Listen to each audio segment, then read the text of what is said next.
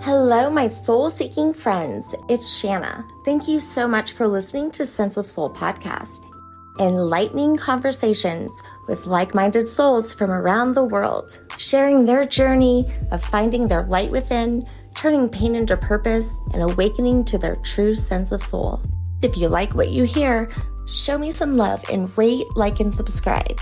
And consider becoming a Sense of Soul Patreon member, where you will get ad-free episodes, monthly circles, and much more. Now go grab your coffee, open your mind, heart, and soul. It's time to awaken. Today on Sense of Soul, we have Danielle Sundberg. She is a wellness entrepreneur, a transformational coach, international keynote speaker, author, and mother. She's joining us today to tell us about her new book, Atlas of Being, From Briefcase to Backpack, One Former Lawyer's Exploration of the Human Way. Danielle has been on Sense of Soul before, and I can't wait to hear what Danielle has been up to since the last time we spoke to her. So welcome, Danielle. How are you? What have you been up to? I'm doing great. I was actually just listening to the episode with Neil Donald Walsh because, how could I miss? Oh my God, you're so amazing. Yeah. So what do you have new going on? I think the last time we chatted, I was working on the book. So now the book is out. That's so exciting. I'm working on a book, but it's still not done. Oh, cool. What's your book? It's called Desperately Seeking Sophia. It's about the Gnostic Gospels and how I came into discovering what Sophia was. Wow. Just too busy. Don't have time. I hope that you finish it and publish it. I want to read it. Yeah. So I have a girlfriend who about maybe 2 years ago changed her name to Sophia. I mean, she's like a former engineer scientist, now angelic channel for like UN global initiatives. Yeah. That's so cool. You know what? I just yesterday had a Reiki student here with me all day, and she is still an engineer, but she's being called to be a healer. I would say I'm surprised, but like at this point, it's like, right, of course you are. Well, I mean, you used to be a lawyer. Do you still do that on the side or not? I mean, I would say, you can take the girl out of the law, but you can't take the law out of the girl. And so much of how I understand my life and the world and like map out my spiritual journey is through these tenets of what lawyers still use, like understanding internal agreements that I make with myself and, how I function as an integrated person who operates based off a set of beliefs. And those beliefs are really agreements that I make with myself about what's true. It's the same thing as a contract. Like you decide what you want to be real and true between the parties. And then that's what you operate. That's the foundation of the entire relationship that you build off of. And then when someone is out of integrity with their agreement, what do? You point to the agreement. And so like, that's what I do with myself too. It's like all day long. So yeah, I mean, I'm not a lawyer in the traditional way, but like, I'm still very much attuned to like what's going on in the lens of having been a lawyer. I know you're watching or listening to the Neil Donald episode. He says something in the episode. He says something that we do in every area, whether it is law or in the science. I love to it. Curiosity. Saw that, yes. Asking questions. Right? I love that piece. It's so real. And that's exactly what I feel like my book is. It's a civil rights movement for the soul, because it's me like asking the questions of all the things that I was taught to believe in about who I should show up as and what does success mean, and saying, wait, but is that true? And is that mine? And what else is out there and what's possible? And who am I really? Yeah. It's so true. And for so long, we've been kept so small and outside of that seeking. And I think that it's primal in us to be curious. It's funny because it's one of the things that I've always really held dear about growing up Jewish is it is a religion in which we are like encouraged to ask questions. Yes. You know the word drashing? To drash? No. Yeah. The rabbi taught it to me. And I'm like, I love it. I'm like, I am a drasher. Is that someone who asks questions? Yes, it's a person who will actually, ask questions and look at things from different perspectives as things evolve. Like, what does this mean for today? What could this mean? And like really analyze it. And I love that, because when you're evolving, so is everything around us should evolve. Like the systems, right? They need to evolve with us. They have to meet us where we are. We can't live like we were back when they were created. Well, don't tell rest in peace Anton Scalia that, but yeah. Maybe that word drash comes from midrash. It does. It does. Yeah. Okay. So there's a book that you're familiar with now called the Talmud. Yes. Which is essentially the Jewish book of commentary on the Bible. And so what it is, is actually rabbis and highly intellectual Jewish clergy people, not necessarily all rabbis, who talk about their interpretation of the Torah, of what something means. And then the next page, you'll flip the page in the Talmud, and it's another rabbi from 300 years later commenting on that rabbi's interpretation and saying, yeah, but, and what if? Yeah. So this. Isn't that amazing? And you flip, right? And it's that. And like, it's this beautiful universe, this container of a living dynamic conversation of evolution of what something means and how we can use it in our lives. That in today's world, like, I feel like that's what we do just through, text message and WhatsApp and whatever. We're like constantly iterating and evolving on conversation of what something is and how we can use it in our life, that this Talmud is like this 2,000-year-old version of. I freaking love that. And, oftentimes we Christians forget that Jesus was Jewish. He was doing the same thing. That's exactly what he was doing. He was trashing. Yes. Absolutely was trashing in the Gnostic Gospels. I can tell you that much. I don't know anything about them. Yeah, they were only found in the 1950s. And really, because of the age of technology, can we actually access them? So it's interesting. And actually, there's more in the Gnostic Gospels from his other disciples that didn't make the cut, right? Thomas and Mary Magdalene, her book. And they're untouched, right? By hierarchy, by popes, by, they've only been translated by scholars and stuff. So you have more of a raw idea of who Jesus is. And he was a Zen master, in my opinion. He was, talking in riddles and allegorical stories. And yeah, it's pretty interesting. And it's all about unification. It's all about seeking within and without. And the kingdom is inside of you and outside of you. And when you come to know yourself, you've come to be known. There's lots of unearthed texts that seem like they were way more evolved than we were. Like what we're just awakening to now. And I'm like, what happened in between? Like, oh, we've been asleep until, okay. Have you read this book, Wild Mercy? No. By Mirabai Starr? No, but I have heard of her. You'll love this book. Everything that you're saying is like, so it's called Wild Mercy, Living the Fierce and Tender Wisdom of the Women Mystics. And so this author, Mirabai Starr, she grew up in, the 60s in the very like hippie commune kind of way with mixes of religions and traditions, and had, like Ram Dass coming through all the time and folks like that kind of to learn from. And so she studied like mystic traditions, the more feminine traditions of religions and traditions that had been suppressed over the last hundreds and hundreds of years, and brings to life their stories and how their lens, essentially, from Catholicism to Kabbalah to, Native American traditions, and the lessons that we can learn about how to create more like vibrancy in our spirituality through like what they spoke about as their relationship to God.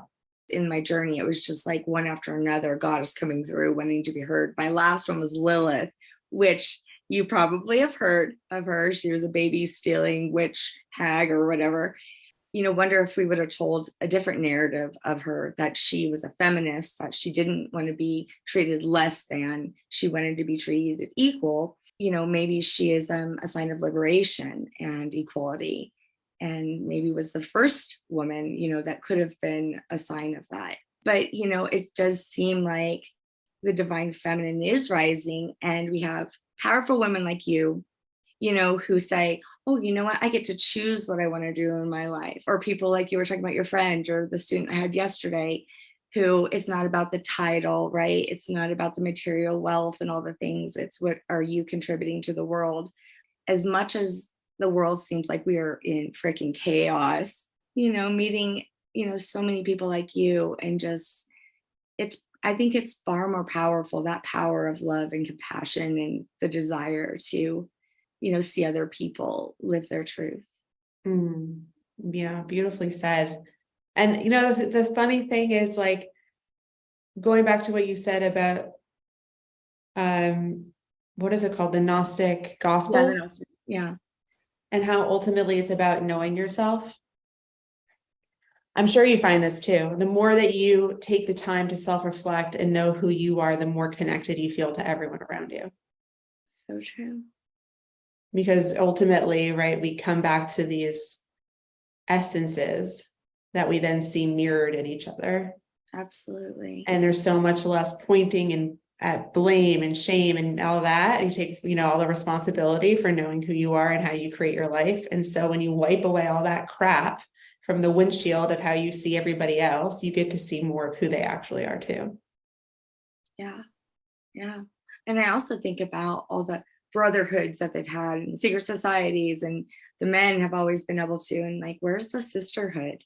With all of the suppression also was lost, that. And you're right. Women became like catty against each other and competitive and jealous and, all the things. And yeah, when you are more comfortable with yourself and yourself, yeah, you are just wanting to embrace your sisters around you and love them for their strengths, because we're also different and unique.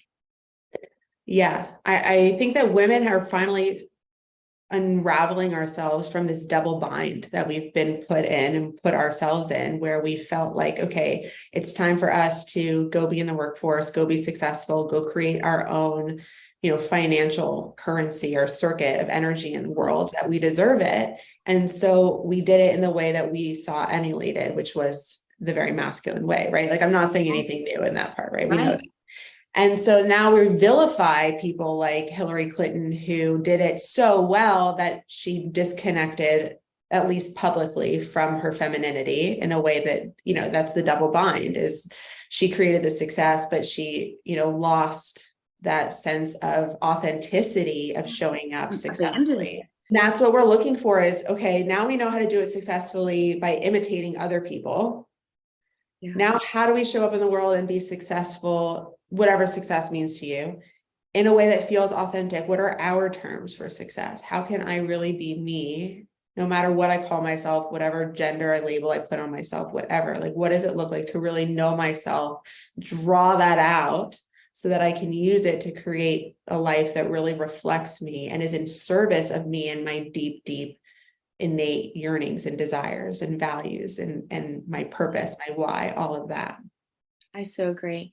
How transition's so weird. I see it with the younger generations, kind of like, I see that they're so strong in their voice and in the fact that they have way less conditions than we do to shed. And yet they're not yet structured, or they don't have like a solid foundation, because they're like the first to be able to do the things or not do the things that they that the world wants them to do. And I feel like that with women as well. It's like, we had to jump in, but they jumped in so very masculine, they had to be. It's like, I'm going to be like you, man, the male, so that way we can be treated equally. But they abandoned their feminine energy, which I've really looked at that lately. I mean, like, why can't we be powerful in our compassion? Why can't we be, very powerful in our nurturing self?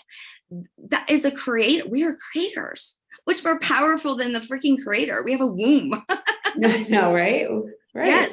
Whether exactly or not you decide to have children or not, that is a powerful part of us, and a warrior goddess energy we can still be in without it being masculine, that driven, that competitive, that my bomb is bigger than your bomb. Oh, really? Right. I know. Then. Prove to me.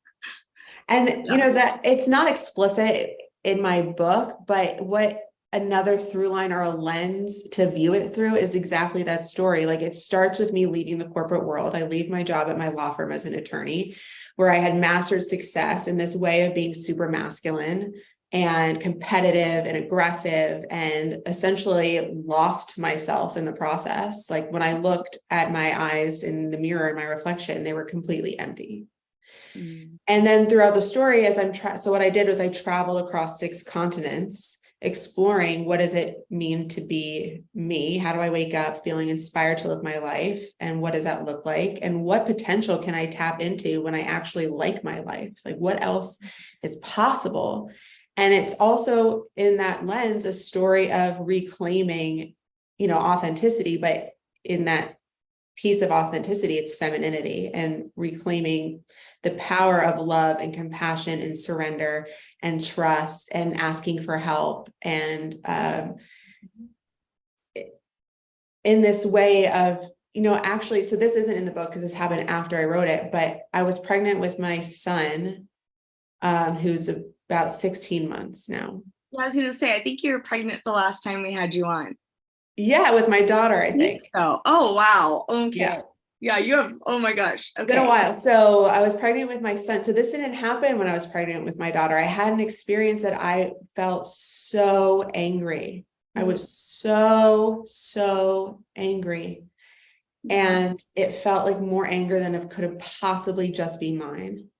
Wow. And it was, I had done a lot of this kind of soul searching spiritual work by then. And so I had unraveled a lot of the kind of entanglement where we identify our self-worth with our profession.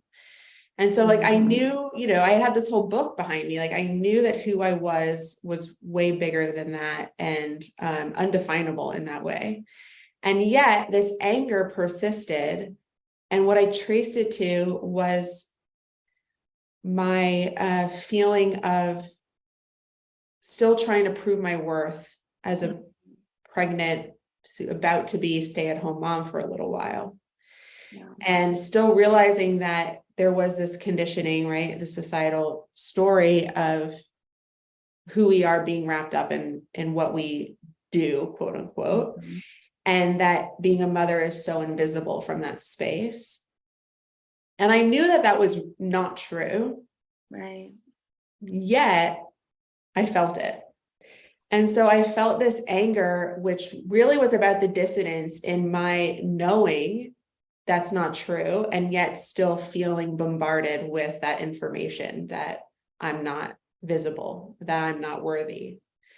And closing the gap there was about a year. I mean, it's still, let's say I'm not done. I'll maybe never be done. Who knows? But about a year and a half of just being with this anger.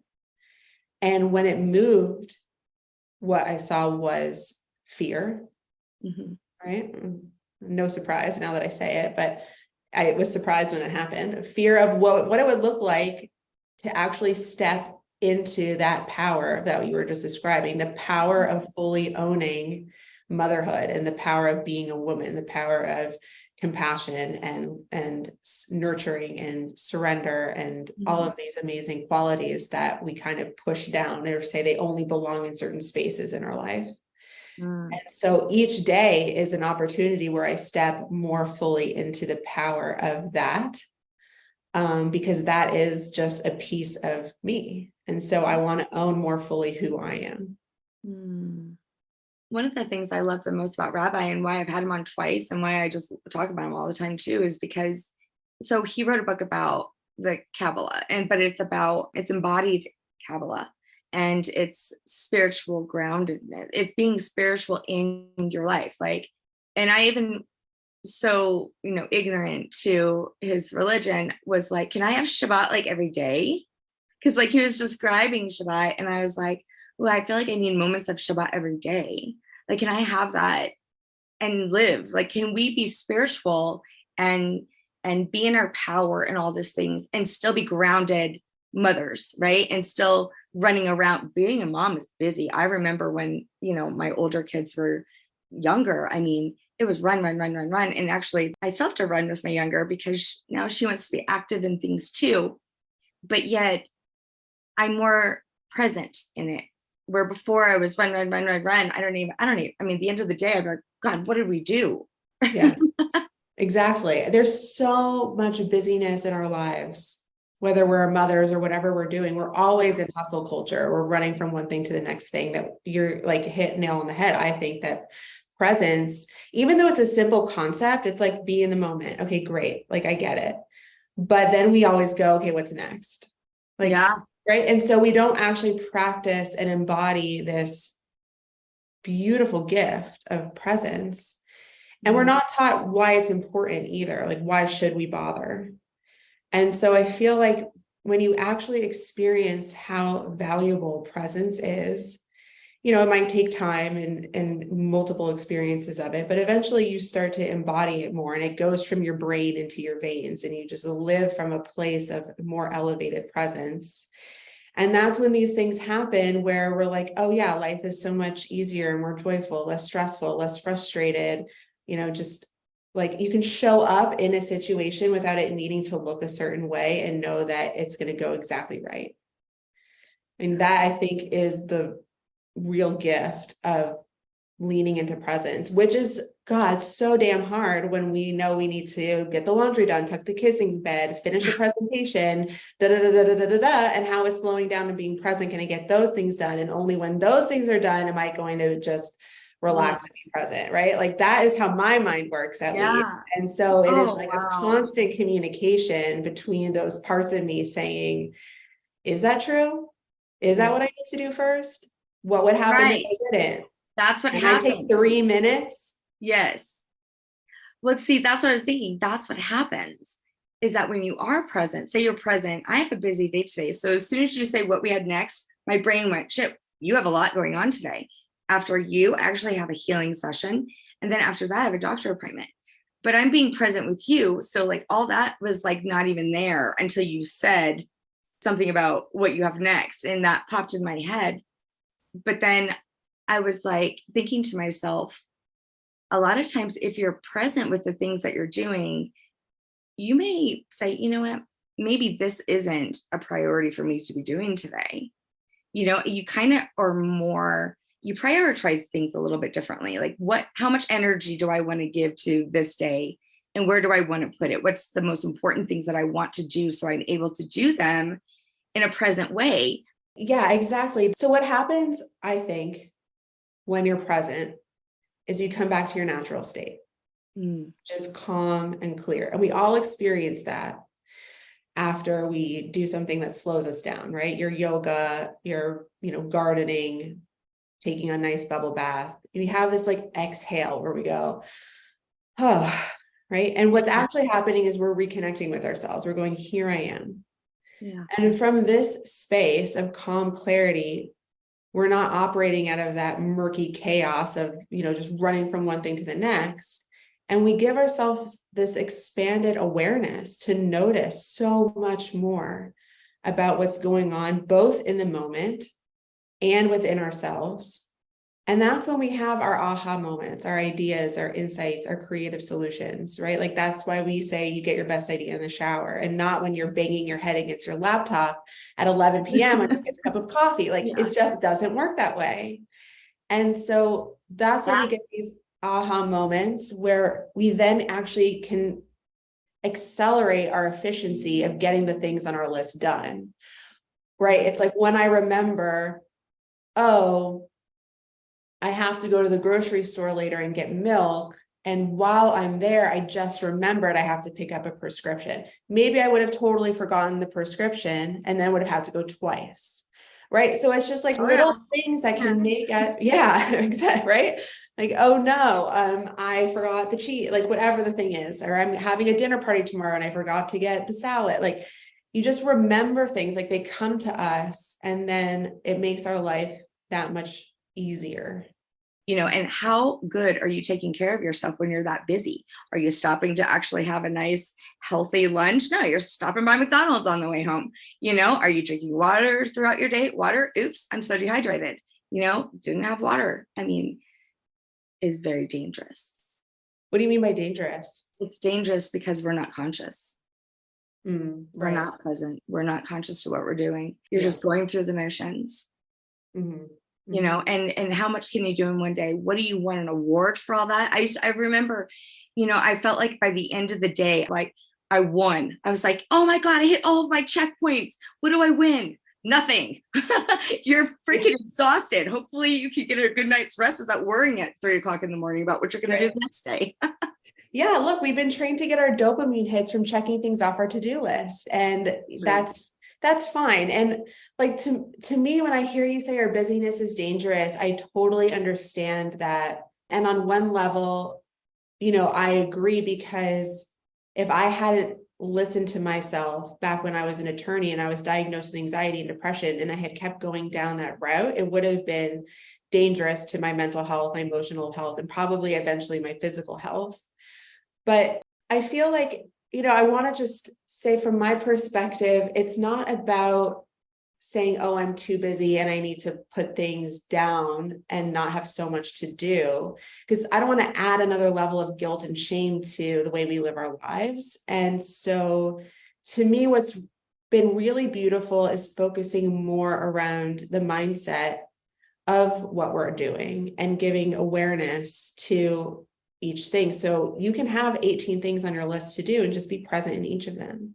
And so if you're going to go run through McDonald's to get your hamburger because you have no time to go and make lunch, like, cool. That's great that we have this modern convenience that can offer that to us, and that you can go have, and actually a McDonald's hamburger is pretty good on its macros. I got to tell you, it's not bad. And, if you eat it with a sense of gratitude and grace and compassion, it's going to be way better for your system and your digestion than if you're feeling bad about yourself eating it. And maybe even if you're hating eating a salad and you're just like, there's, in Ayurveda, which I don't know enough about except to be super dangerous, and even human design, there's so much about like the way that you consume is more important than what you consume. So it's not about like being upset with yourself for binging Netflix or eating the hamburger, or, I ate like an entire family size bag of popcorn like 3 days ago after I put to bed. Yeah. And it's like less about, waking up the next day and being mad at myself for it, and more about feeling like, wow, I really enjoyed that. And I'm so glad I gave myself a moment to enjoy what I was eating. And I found that actually has been really helpful, and I've noticed it on the scale. Mm-hmm. Hey listeners, sorry for the interruption. I wanted to share with you that Sense of Soul podcast is a part of the Ethereal Network, a group of spiritual podcasts that share the same passion. And one of these amazing podcasts is the Skeptic Metaphysicians podcast. Will and Karen's amazing weekly podcast is full of fun exploration of metaphysics, spiritual awakenings, healing modalities, and they too host amazing guests from around the world. Some have even been guests on Sense of Soul podcast. So if you like this podcast, then you will love the Skeptic Metaphysicians podcast. So check it out. You can listen on your favorite podcast listening app. Now back to our amazing guest. Do you wake up and do some sort of, like, what do you do when you first wake up? Because I know a lot of people, they wake up and they grab their phone and start scrolling or something like that. I still do get up, and after I get everybody taken care of, then I find a space, even if it's just 5 minutes sitting outside with the bird. I love the birds and the trees, and just have just a mindful moment if I can't have a meditation. But I used to do the opposite. I used to get up a little bit earlier and have that first, and then care for everybody else. And I feel like that's kind of been a shift in me. That's really, which I think I'm suffering from, because I went back to my old ways of putting everybody else's needs first and then mine. This is a huge realization right now. I didn't even realize this happened. I just thought it was a schedule change, but now I'm seeing that I fell back into kind of my old ways. Well, there you go. I just answered my own question. I need to do that. I need to I just need to set my alarm, just even if it's just 10 minutes earlier. Yeah. If you know that works for you, then, that's your important boundary to protect. Yeah, right. Some people, it's at night. When I have little kids, nighttime was my time. I put everyone to bed, and I'm like, oh, I could breathe. I just need 10 minutes by myself. Yeah. Yeah, that's what it's like for me because I have a 1-year-old and a 3-year-old. So as soon as Oh they yeah. go to bed, that's very sacred time. Yes. Absolutely. Yes. And I don't have a sort of like morning ritual or even an evening ritual right Yeah. now. I've never been a person who subscribes to a certain way of things. I've kind of cycled through a lot of different modalities, let's say, or like, so one thing I do always come back to is writing, which is no surprise since I wrote a book. Like journaling, writing to me is like a very soulful expression that helps me digest information. But even the way I do it changes. I used to take a few minutes in the morning and write whatever came up. Fine, easy. Then I got bored of that and I took Be Here Now. And every day I would pick a page since they all, sort of live independently of each other. I'd just take a page of Be Here Now and I would read it and then I would reflect on it for 5 minutes, kind of making my own Talmud of Be Here Now, of like what's going on for me in that experience of what I'm reading on that page. Then I did, like pulling tarot cards for a little bit and then journaling a bit on the card that I would pull. Sometimes I wouldn't write at all and I didn't do anything, or like what I always do though, because no matter what happens, is I have coffee. So every morning, no matter what, I make a cup of coffee. That I know will happen. And so what I've done is sort of anchor making a cup of coffee to a presencing ritual. I know that you do too. Yes, that's my cup of coffee outside with the birds and the sun coming up. Oh, that's so nice. I would love to. One day when I have more time back in the morning, I'm going to do that for sure. I used to do that before I had kids. Yes. Right now, it's literally just the minute that I make a cup of coffee because I'm in the flow. Like I pick a mug that feels like my vibe that day. I pick the coffee flavor, the pod that feels, and it's just this like, okay, who am I this morning? What do I feel? What's going to help energize me? How do I feel like centered and grounded in this moment to set myself up for success for the rest of my day? And it's just 1 minute. That's what I do. I love that. I love that you said even being mindful about picking out which mug you're going to use. I'm so like that. Sometimes I like this mug. Sometimes I feel more spicy and I'm going to go with this mug, but if you are present with it, what are you drinking out of? Are you drinking out of some, random logo from like IBM from like never. I collect mugs. That's like one of the things that I love doing is collecting coffee mugs everywhere that I travel. And I traveled over 6 continents during the, after I left my law firm and in this book. So there's coffee mugs from all over the world that I use. And today is actually from my law school, because yours is way cooler than mine today. Mine's from my law school. And I use this mug when I feel like I just need to be so intellectually laser focused. And I'm working on a talk right now that I'm doing next week at a conference. So I just really want to be in the zone with it. And so I chose this mug. It just helps me zero in. So your mug, which awesome. Your listeners couldn't see, had an alien. It actually was from a prior guest who sent it to me. And and I really, it's so funny because yes, I believe in aliens, but my mother thinks I have like a fascination with them. And so she buys me an alien everything. These stickers. She bought me an alien keychain.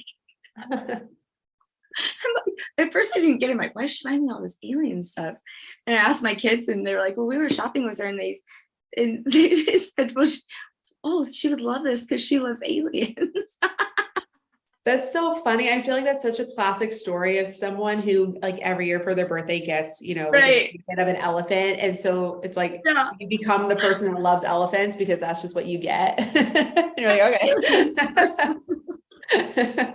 Well, and my theory is that angels are aliens. So it's kind of funny. But yes, I love that. It's like you can truly have a shift in perception about probably most of the things that you decide to do every day, all your choices that you make. And, to be present with them, you may find, oh my gosh, why did I pick out, to wear this today? Or why did I pick these glasses? Or why did I pick this way to go to the bank?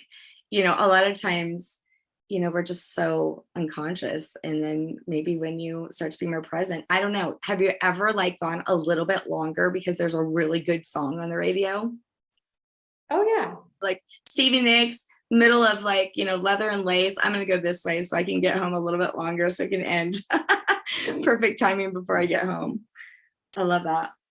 Yeah, look, I love that too. And I think that there's always that we are leaning into that like inner voice that's telling us these kinds of things, and we're not aware of it. We're not conscious of it. Yeah. And I think a lot of us are just craving consciousness of how connected we are to We are. that energy. We Yeah, want our minds to catch up to the rest of our human operating system and like be part of the party. that's right. Because, I feel like this life is a journey, right? We're the explorers. In my Sophia journey, which is why I'm writing it, there was so much signs and synchronicities. It was insane. They're there for everybody. I know I'm not just unique in it. They're divine. They're unexplainable. They're not just by coincidence. But yeah, I would have never saw them if I was just going around, unconsciously busy, crazy, not being mindful.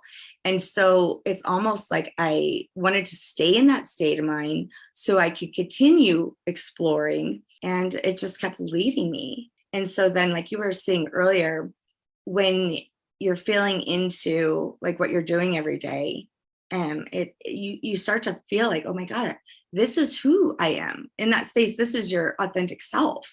You're aligned with the universe, and it's showing you that, oh, hey, look, this is here. This is here. There's their nuggets. You need to go this way. Presence is the key to that work of aligning Yes. our conscious mind to everything else that's going on energetically with the rest of our bodies, and noticing these signs and however they come in for us. Because the thing is, we're responding to them whether we realize it or not, unless our mind gets in the way. Yeah. And what presence allows us to do is get our mind out of the way and actually then, shift our mind from being the master to the servant, right? And using our minds to then notice signs, Right. and accelerate our path towards them, towards wherever they're taking us. And that success, there's success at the end of that. Every time. I'm not kidding. It's so crazy. Like if I'm like sitting here trying to strategically make something happen, there's resistance and it's so difficult to get there. Or if I put a goal in like a finish line right here and I don't get there, I feel like a failure. But yet if I am just surrendering and just following the lead of my sense of soul, things are right there to lead you exactly where you need to go towards your success. Mm-hmm. Crazy. Surrender is so important. Oh my gosh. I feel like I could, maybe my next book will be about surrender. Yes. Paradox of surrender and control is so interesting to me. It is. Because then, let's say a listener is hearing this and they're saying, yeah, I want to tap more into that surrender space because I think that it will bring me, more of what I want in this world, and I can get out of my own way about it. So great. How can I surrender? Well, guess what? Just in that question, it's control, because you want to control your surrender, right? And I'm not saying that's bad at all. True. They go together. Right. They're two sides of the same coin. And it's just this amazing curiosity that I have, and awareness of tapping into, am I trying to control my surrender so much that I have such a tight grip on it that I'm squeezing the life out of surrender? Here to let and it go. can go the other way too, right? Surrender is such a fun place to live. And again, I think one of the access points to it is through presence. Presence is, one of my favorite words, one of my favorite things. Yeah, awareness. And the awareness, and then the trust. Like when I talk to groups, I take them on this path towards a more authentically successful and fulfilling life. And the path is PATH: presence, awareness, which we've already talked about. So stopping, slowing down, being with ourselves. And then the awareness of noticing what comes up in that space, being open to the aha moments, the insights, the signs, the feelings, the thoughts. Then the T is trusting them.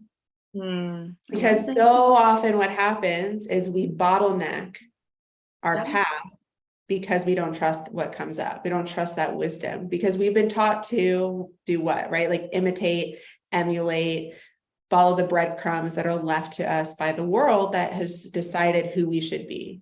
Right. And so we stuff it down, we deny it, we suppress it. And so self-trust is this muscle that we're born with as babies that we forget how to use. You know, like my son who's just learned to walk, he's just a little older than one. Mm-hmm. All he had was self-trust, right? Like he didn't read a set of instructions. I certainly didn't teach him anything. He didn't watch a TikTok video. All he had was this innate propelling forward and self-trust of doing it. And so when we reconnect to that space of self-trust and honor what shows up for us, even though it can be really scary, and I don't want to ignore that piece of it, it can be really scary. We can feel like we're standing on the edge of a cliff and don't know if anything's going to catch us. And just over time of practicing it, you learn to trust that, yes, there is always something that's going to catch you. And where that takes us is home, the H on our path. And home is that place where we show up as who we are, really who we are in our natural state, our essence, no matter where we are. Home follows us, right? Like, so I traveled these 6 continents over 2 years, always staying on someone else's couch or an Airbnb or a hotel room, never somewhere very long. And what you learn to do is establish home in your being. Because if I just went around thinking, oh, I can't wait to go home, oh, I can't wait to go home, then I'm creating this space of suffering. But when I establish home in me, then I know that I get to show up fully as myself, no matter where in the world I am, which means that translating this to living authentically, when we know who we are and we know how to show up as who we are anywhere in any circumstance of life, we know how to make the next step, the next choice for us, no matter the circumstance. So presence, awareness, trust, home. It's amazing. And in just going through the experience with my body, I mean, my body is my home too. So am I going to keep it clean, right? Am I going to make sure that it's tended to? And I love that path. That's great. It's what I do with clients and in talks. Okay. Yeah. I love that. All those things are only found within. Everything, all that. You can't find any of that outside of you. None of it. No. I mean, you can find a home outside of it physically. Find a house. Yeah, right. But to feel safe and secure, because it's the fear that holds you back. Yeah. If you could feel safe inside your home.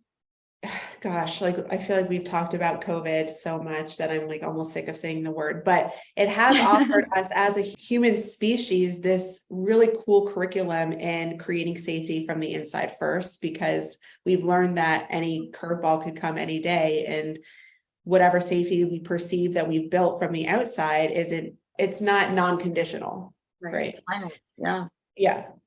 And so learning how to create that sense of home and safety within ourselves first is such important work. Right.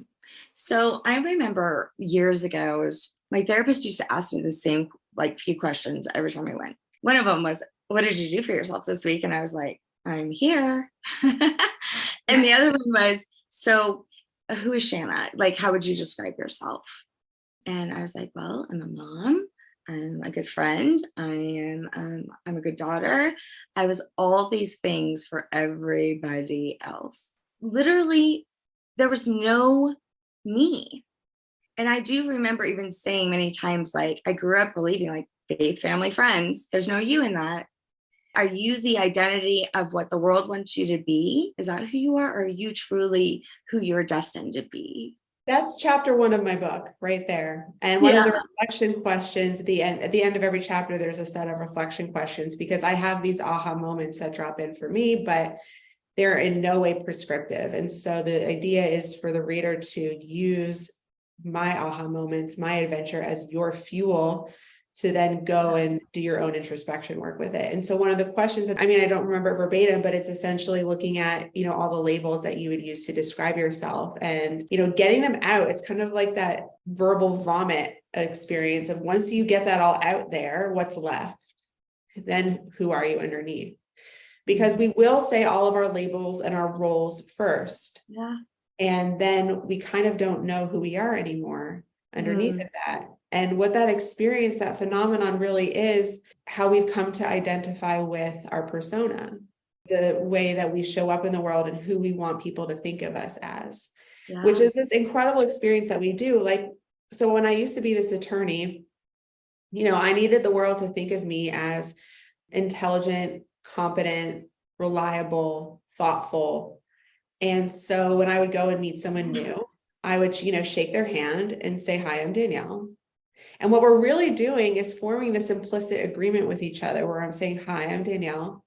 I'll agree to believe that you are who you say you are if you agree to believe that I am who I say I am." And so I needed you to believe that I was this thoughtful, intelligent, competent person. And once we're on the same page there, cool, now we can go forward in our relationship. But the conflict arises when, there's dissonance there. If someone was like, "No, I don't think she's that smart," I'd be like, "Cool, well, we're not going to be friends then," because then clearly we're not going to get along. Or, going back to something earlier we were talking about, really like when we have an aha moment and we trust it and it takes us somewhere beyond that persona.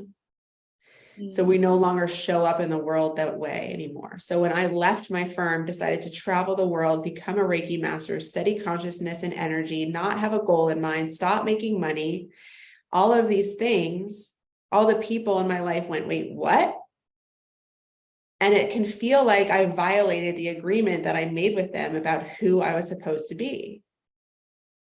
And either they were like, "See ya," didn't want to be part of my life anymore, or they were interested because I was itching at something for myself that they wanted to also kind of peek into. Goes back to the mirroring of each other as well. Yeah, exactly. Wow. Yeah. When I learned to detach my identity from that persona of who I needed the world to think of me as, all of those, adjectives and qualities, that was when I really gave myself the space to explore who am I underneath. And guess what? I had no idea. And that's totally okay. That can feel really scary and it can stop us from doing the entire exercise. But we don't have to know the answer. It's really the journey, right? The process, the asking the questions and staying with it. That's important, because any answer that we come up with is still a story that lives in our minds. Because the truth is we're all of those things and none of those things. And it depends on the day and how we feel and our mood. And like if we ate a good dinner last night and if we exercised, or if we're making a lot of money and so we're feeling safe, or if we just left our job and so we're feeling scared, all of their situation affects the story we tell ourselves about who we are. So the anger, did it come after when you figured out, when you're like, "Oh my God, I don't know who I am"? Was it in that stage? What was the stage of the anger? The anger came years later. That's why it surprised me so much. It came when I was pregnant with my son, which was about 5 years after all of this. After I'd like done the whole journey, traveled the world, I'd had my daughter already, I experienced motherhood. And so all of a sudden, when I was angry about, F the patriarchy kind of stuff, I was like, I feel like this should have come around already. Like, did I miss the boat the first time? Anger always comes right before a huge breakthrough. Yeah. People have to get fired up sometimes, to let things go, or, it's just, we're human. Yeah. I mean, it's funny. I actually just watched Inside Out. I remembered how much I love it. And, the whole journey is Joy is in control of the girl, the main character. And she has to learn that actually sadness has a really important part to play in being human, and that it's just as important as joy. And feeling all the human emotions is part of what moves us through life and processes our lives. And so, yeah, I totally agree with that. My God, that's so true. So who are you today? So today, I'll say this. One of the things that I do every morning is I look in the mirror and I look in my eyes. You too? Yes. Because I said earlier, when I was depressed and I looked in the mirror and I was at my law firm, I was nowhere to be found. There was no one home. And so now I look in the mirror because I say, "Hi, here I am. I am here." And it doesn't matter anything else after that. It doesn't matter if I'm wearing a milk stained sweatshirt or I'm wearing a really nice blouse because I'm about to go speak somewhere, whatever. It doesn't matter. It doesn't matter if I feel like I know what I'm going to do today and I'm excited about it, or I have no idea and I feel lost or chaotic. It does not matter, because here I am and I am engaged fully with my life. It is mine. And that to me is the most amount of gratitude that I can have. So who I am today is someone who's really engaged in life. I mean, that's the most fundamental way I can put that. It is a story, but it feels the closest to truth that I can say with words, is I'm really engaged. I'm someone who's really engaged in my life. I think that is the most authentic thing that anyone can do for themselves, is look at themselves and just start their day. That's who they are. I am here. Here I am.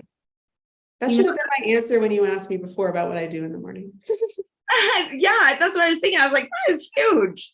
Yeah. It's not even about the affirmation. Affirmation is just almost like, sometimes I feel it's an expectation. I've got to be this every day, right? I am beautiful. I got to be beautiful every day. I am smart. I have to be smart every day. No, I am just here. That's it. I know we get so like wrapped up in the how life is complicated and but when we come back to the simplicity of it, it's overwhelmingly true. And it doesn't mean you can't have the things, right? This isn't about like going to be a monk on a mountain and saying, I eschew materialism, because I'm not about that. I like nice things. I want to take my family on great vacations. I want a comfortable car. I like having, the Tushy toaster in my car. Like, I like those things too. You have a toaster in your car?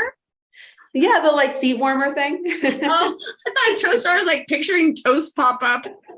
No, I call it the Tushy toaster. Tushy toaster. I love it.